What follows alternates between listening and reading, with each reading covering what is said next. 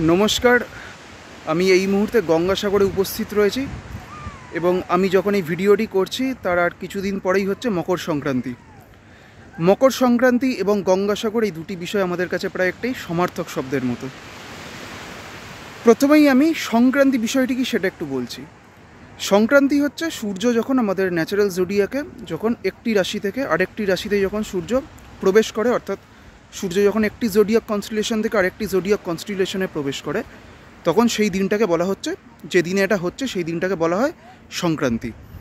এবং মকর সংক্রান্তি হচ্ছে সূর্য যখন আমাদের ন্যাচারাল জোডিয়াক বা আমাদের রাশিচক্রে যখন ধনু রাশি থেকে, অর্থাৎ আমাদের যে 9th যে রাশি অর্থাৎ ধনু রাশি থেকে যখন মকর রাশিতে প্রবেশ করছে, অর্থাৎ স্যাগিটেরিয়াস থেকে যখন ক্যাপ্রিকনে সূর্য প্রবেশ করছে, তখন সেই দিনটাকে বলা হচ্ছে মকর সংক্রান্তি। মকর সংক্রান্তি এই বিষয়টা আমাদের কাছে এতটা গুরুত্বপূর্ণ কেন?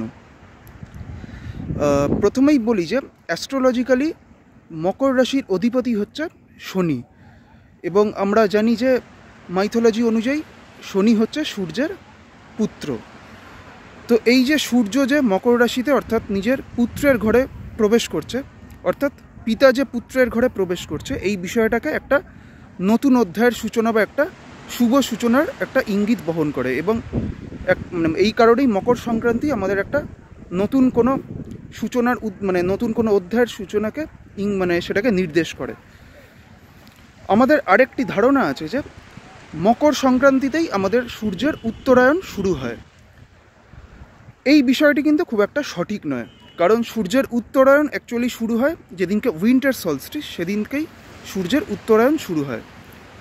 সূর্যের যে এই উত্তরায়ণ শুরু হচ্ছে উইন্টার সলস্টিসে, সেদিনকে কি হয় অ্যাকচুয়ালি? উইন্টার সলস্টিসে অ্যাকচুয়ালি পৃথিবীর নর্থ পোল সূর্যের বিপরীতে সর্বাধিক অ্যাঙ্গেলে, অর্থাৎ প্রায় 23.5 ডিগ্রি অ্যাঙ্গেলে হেলে থাকে সূর্যের বিপরীতে। এবং সেই কারণেই 21 বা 22 ডিসেম্বর তারিখে আমাদের রাতের দৈর্ঘ্য সবথেকে বড় হয় এবং দিনের দৈর্ঘ্য সবথেকে ছোট হয়। ঠিক একইভাবে 21 জুন বা 22 জুন তারিখে এই দিন পৃথিবীর নর্থ পোল সূর্যের দিকে প্রায় 23.5 ডিগ্রি অ্যাঙ্গেলে সর্বাধিক হেলে থাকে। এবং সেই কারণে 21 জুন বা 22 জুন তারিখেই আমাদের দিনের দৈর্ঘ্য সবথেকে বড় হয় এবং রাত্রি সবথেকে ছোট হয়। এবং যেরকম আমাদের যে উইন্টার সলস্টিস থেকে যেরকম সূর্যের উত্তরায়ণ শুরু হয়, ঠিক সেরকমই সামার সলস্টিস অর্থাৎ 21 জুন বা 22 জুন তারিখ থেকে আমাদের সূর্যের দক্ষিণায়ন শুরু হয়। তাহলে আমাদের মধ্যে যে ধারণাটি রয়েছে, অর্থাৎ এই যে মকর সংক্রান্তিতে এই যে সূর্যের উত্তরায়ণ শুরু হয়, এই যে ধারণাটি আমাদের মধ্যে একটি প্রচলিত রয়েছে, এই ধারণাটি কোথা থেকে এলো? এই বিষয়টিকে বুঝতে গেলে আমাদের আজ থেকে প্রায় 1700 থেকে 1800 বছর পিছিয়ে যেতে হবে, অর্থাৎ 200 to 300 AD এইরকম একটা সময়, অর্থাৎ 200 থেকে 300 খ্রিস্টাব্দ। দেখা গেছে যে 200 থেকে 300 খ্রিস্টাব্দ এরকম সময় মকর সংক্রান্তি হতো, অর্থাৎ সূর্য সেই সময় মকর রাশিতে প্রবেশ করত এই উইন্টার সলস্টিসের এই দিনটাতে, অর্থাৎ 21 ডিসেম্বর। এই তারিখেই আজ থেকে প্রায় 1700 থেকে 1800 বছর আগে সূর্য 21 ডিসেম্বর মকর রাশিতে প্রবেশ করতো, অর্থাৎ 21 ডিসেম্বর মকর সংক্রান্তি হতো। এবং সেখান থেকেই কিন্তু এই ধারণাটি আমাদের যে মকর সংক্রান্তি এবং উত্তরায়ণ, সূর্যের উত্তরায়ণ শুরু হওয়াটা যে একটা অভিন্ন বিষয়, এই ধারণাটি সেইখান থেকেই শুরু হয়েছে।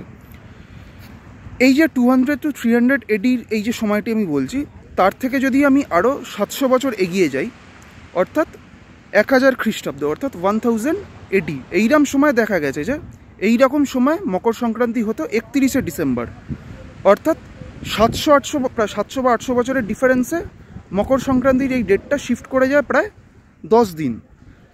এবং আজকে এই 2024 সালে আমাদের মকর সংক্রান্তি হচ্ছে আমাদের 15ই জানুয়ারি। এই যে মকর সংক্রান্তির এই দিনটি ক্রমশ যে পৃথক হচ্ছে বা এই দিনটি যে ক্রমশ শিফট করে যাচ্ছে, এর অ্যাকচুয়াল কারণটা কি? আমরা জানি যে পৃথিবী নিজের অক্ষরেখাকে কেন্দ্র করে বা নিজের অক্ষকে কেন্দ্র করে আবর্তিত হয় এবং যে কারণেই দিন রাত্রি সংগঠিত হয়। তো এই যে পৃথিবী নিজের অ্যাক্সিসকে কেন্দ্র করে যে আবর্তিত হচ্ছে, এর ফলে পৃথিবীর অ্যাক্সিসের ওপরেও কিন্তু একটা অ্যাক্লারেশন তৈরি হয় এবং সেখান থেকে পৃথিবীর অ্যাক্সিসের ওপর একটা ঘূর্ণন গতি বা একটা রোটেশনাল মোশনও একটা তৈরি হয়। এবং এর পাশাপাশি আমাদের যে সূর্য বা চন্দ্রের যে গ্র্যাভিটেশনাল যে ইনফ্লুয়েন্স রয়েছে বা একটা যে মহাকর্ষীয় যে প্রভাব রয়েছে, তার ফলে যে আমাদের পৃথিবীর যে বিষুব রেখা বা ইকুয়েটরে যে টাইডাল ফোর্স তৈরি হয়, এই টাইডাল ফোর্সও এই পৃথিবীর যেই অ্যাক্সিসের যে ঘূর্ণন সেটাকে প্রভাবিত করে।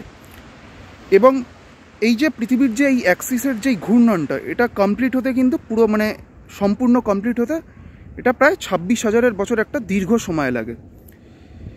এবং এই যে পৃথিবীর যে এই যে অ্যাক্সিসের যে রোটেশনটা, এই যে রোটেশনটা পুরো কমপ্লিট হচ্ছে, এটাকে বলা হচ্ছে অ্যাক্সিয়াল প্রিসেশন।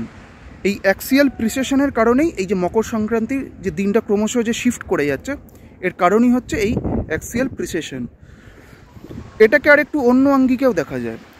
সেটা হচ্ছে যে আমাদের যে রাশিচক্র রয়েছে বা আমাদের যে ন্যাচারাল জোডিয়াক, সেই ন্যাচারাল জোডিয়াকের হিসেবেও এই বিষয়টিকে ব্যাখ্যা করা যায়। প্রথমে আমি যদি বলি যে এই রাশিচক্র, আমাদের রাশিচক্র বিষয়টি কী। আমরা অ্যাস্ট্রোলজিতে অনেক সময় শুনে থাকি যে রাশিচক্র, এই রাশিচক্র অ্যাকচুয়ালি কী। আমরা জানি যে, অনেকেই জানি যে পৃথিবী সূর্যকে একটি উপবৃত্তাকার কক্ষপথে প্রদক্ষিণ করে, এবং এই উপবৃত্তাকার কক্ষপথকেই বলা হয় একলিপ্টিক। এবং এই একলিপ্টিক যেই কাল্পনিক যে রেখাটি, এটি যে 12টি কনস্টিলেশনের ওপর দিয়ে গেছে, বা এই যে 12টি কনস্টিলেশনকে পাস করে যে 360 ডিগ্রি কমপ্লিট করছে, সেই 12টি কনস্টিলেশনকেই বলা হচ্ছে জোডিয়াক কনস্টিলেশন। অর্থাৎ আমরা যে অ্যাস্ট্রোলজিতে মেষ রাশি, বৃষ রাশি থেকে শুরু করে মীন রাশি অবধি যে 12টি রাশির কথা বলি, এগুলো হচ্ছে সেই 12টি রাশি। তো এই যে ন্যাচারাল জোডিয়াক, এটাকে আবার দুভাগে দেখা যায়। সেটা হচ্ছে, একটা হচ্ছে সাইডরিয়াল জোডিয়াক এবং আরেকটি হচ্ছে ট্রপিক্যাল জোডিয়াক। সাইডরিয়াল জোডিয়াক হচ্ছে আমাদের যে ফিক্সড চার্ট যেগুলো আছে, সেগুলোর ভিত্তিতেই সাইডরিয়াল জোডিয়াক, সেটা মানে সেই ভিত্তিতেই তৈরি হয়। এবং সাইডরিয়াল জোডিয়াক আমাদের বৈদিক অ্যাস্ট্রোলজি, আমরা যে অ্যাস্ট্রোলজি আমরা ইউজ করি, অর্থাৎ বৈদিক অ্যাস্ট্রোলজিতে এটা ব্যবহৃত হয়। এবং ট্রপিক্যাল যে জোডিয়াক রয়েছে, সেটা হচ্ছে সূর্যের অবস্থানের ভিত্তিতে এই ট্রপিক্যাল জোডিয়াক তৈরি হয়, এবং ট্রপিক্যাল জোডিয়াক আমাদের ওয়েস্টার্ন অ্যাস্ট্রোলজিতে ইউজ হয়। তো আমাদের যে সাইডরিয়াল জোডিয়াক, এই সাইডরিয়াল জোডিয়াকে আমাদের যেই 12টি রাশি রয়েছে, এই 12টি রাশি প্রত্যেক 72 বছর অন্তর 1 ডিগ্রি করে শিফট করে যায়। এই যে প্রত্যেক 72 বছর অন্তর যেই 1 ডিগ্রি করে শিফট করছে প্রত্যেকটি রাশি, সেই কারণেই এই যে আমাদের মকর সংক্রান্তির দিনটি যে ক্রমশ পিছিয়ে যাচ্ছে, বা এটা শিফট হচ্ছে, সেটাই হচ্ছে অ্যাকচুয়াল, মানে এই যে রাশিগুলো যে শিফট করে যাচ্ছে, সেটাই হচ্ছে অ্যাকচুয়াল কারণ।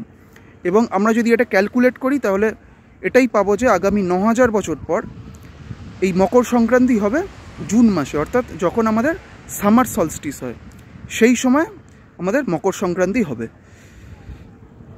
তো মকর সংক্রান্তি উপলক্ষে সকলের জীবনে একটা নতুন অধ্যায় শুরু হোক, এটাই প্রার্থনা করি। সকলে ভালো থাকবেন।